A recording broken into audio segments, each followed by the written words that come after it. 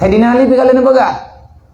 Kalau orang baik diam, jangan salahkan orang jahat akan mengambil meja kehidupan ataupun mengambil alternatif memimpin dalam kejahatan. Dalam Quran Allah Ta'ala pegang aqimus salat, tidak menunggu ikhlas. Dirikan salat walaupun kamu tak ikhlas. Bersedekahlah walaupun kamu tak ikhlas. Karena tidak menunggu ikhlas. Aqimis salat wa anfiqu kata Allah. Wa tasumu kata Allah. Berpuasalah.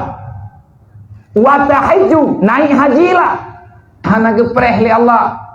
Pajan getanya merasa lillahi ta'ala untuk melakukan. Kenapa? Karena Allah paham kita ini hamba-hamba yang kurang dengan pemahaman. Allah lah yang lebih tepat dengan keadaan hamba. Makanya Allah gepaksa getanya benar dalam ibadat.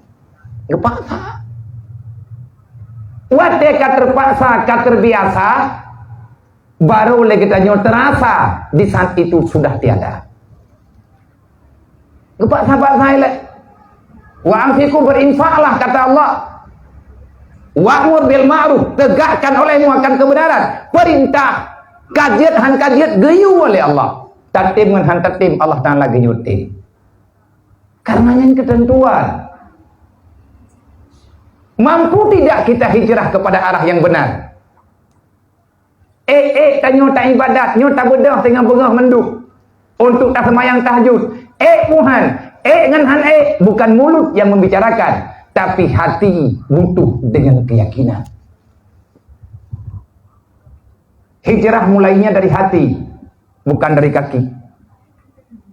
Hijrah mulainya dari hati, bukan dari mata. Bagi manusia yang sudah tidak punya hati, apapun yang kita bicarakan, dia tetap tidak akan pernah peduli. Hanya nyambung. Pakai hantruk le bati. Hana meresap le dalam jiwa. Kenapa pegah sampai-sampai? Di saat orang yang membicarakan kebenaran diam, maka jangan salahkan orang-orang yang membicarakan dirinya, menampakkan tentang kepribadian dalam kejahatan. Sayyidina Ali kalian baga. Kalau orang baik diam, jangan salahkan orang jahat akan mengambil meja kehidupan ataupun mengambil alternatif memimpin dalam kejahatan. Sayyidina Umar kepakat pegatnya supaya getanya ngat-ingat masalah bacut hagai watenya. Bacut menurut watenya tapi raya. Umar bin Khattab mengirim satu surat kepada Abu Musa Asy'ari dengan perkara-perkara yang dikirim surat kepada Menteri Abu Musa Asy'ari. Surat natru dalam genggaman Abu Musa dalam sejarah.